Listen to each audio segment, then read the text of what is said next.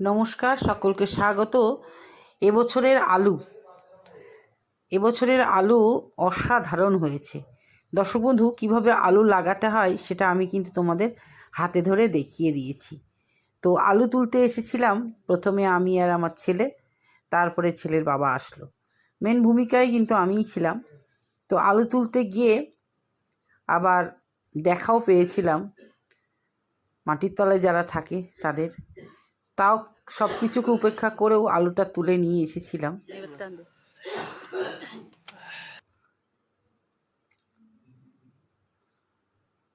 তো আলু প্রথম অবস্থায় ছোট বড় ছিলই, তারপরে যখন তুলতে তুলতে বেশ বড় বড় আলুর দেখা মিলল, খুব খুব খুশি লাগছিল।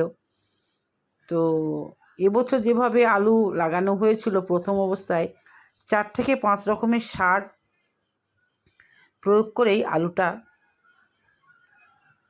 আমি লাগিয়েছিলাম, কিন্তু মাঝে আলুর সার দেওয়া উচিত ছিল, আমি দিতে পারিনি।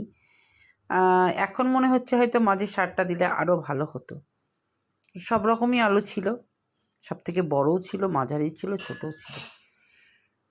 তো আলু মাটি কিন্তু প্রচণ্ড ঝুরঝরা নরম করতে।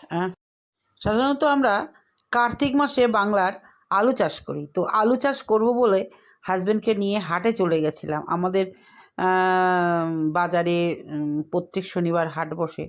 তো ওনাকে নিয়ে গিয়ে গতবার মনে হয় 3.5 কিলো লাগিয়েছিলাম, তো এবার 5 কিলো 20 টাকা করে 100 টাকার আলু কিনে নিয়ে এসেছিলাম।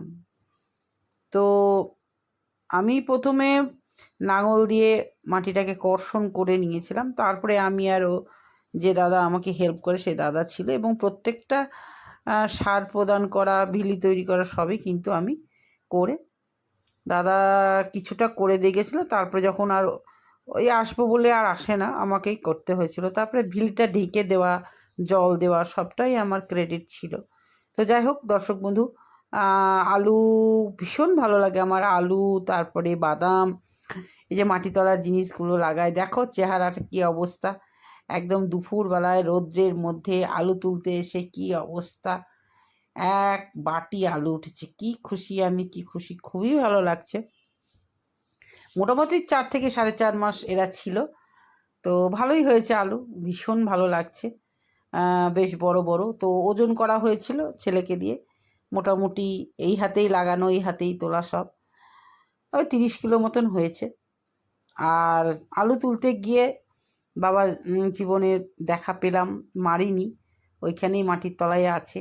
এরপরে যে বাগানে গিয়ে কাজ করব সেই সাহসটাই পাচ্ছি না, কারণ 2 দিন আগে একা গিয়ে গোটা বাগানটা আমি পরিষ্কার করেছিলাম। ওই একদম চারিদিকটা পরিষ্কার করেছিলাম, আর নিজে চোখে দেখে না আরও ভয় লাগে। আর একটা কথা, পয়সা দিলেও এখানে লেবার পাওয়া যায়নি, এটা একটা সমস্যা। লেবারকে আনতে গেলেই আমার প্রতি বছর কিছু না কিছু, তো এই যখন ধরো যে টাইমে যেটা লাগানোর সময় সেটা কিন্তু হয় না। বিশেষ করে আন্ডারগ্রাউন্ডে যে গ্রাউন্ড বাগান করেছি, সেখানে ছাদে কিন্তু আমি নির্দিষ্ট সময় নির্দিষ্ট সব কিছু করি। ছাদটা আর উঠানটা একদম নখদর্পণে চলে এসেছি, কিন্তু গ্রাউন্ড গার্ডেনগুলো কিন্তু একা মেনটেন করতে পারি না। আর ওই দাদা আজকে আসবো কাল আসবো করতে করতে 1 মাস 2 মাস 3 মাস 4 মাসও আমাকে খুব কষ্ট পেতে হয়। সঠিক সময়ে সঠিক জিনিস আমি লাগাতে পারি না।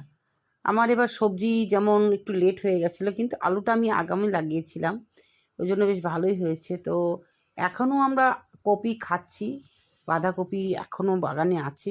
তো লাস্ট যে সবজি আমি তুলেছি বেশ সুন্দর হয়েছে। এখনও পেঁয়াজ রসুনগুলো পড়ে আছে, পেঁয়াজ রসুনটা তোলা হয়নি, কিছুটা পেঁয়াজ তোলা হলো। যে পেঁয়াজগুলো বাড়িতে ট্যাগ বেরিয়েছিল, নষ্ট হচ্ছিলো, সেগুলো রোপণ করেছিলাম, তো সেই পেঁয়াজগুলো তোলা হলো। কিছুটা পেঁয়াজ, মোটামুটি কেজি 5 মতন পেঁয়াজ তো উঠেই গেছে। তো দর্শক বন্ধু, এবছরের আলু কেমন লাগলো তোমাদের বলবে। মহিলা চাষি হিসাবে হবি অফ সুলেখা ম্যাডাম কতটাই এগিয়েছে সেটা তোমরা জানাবে।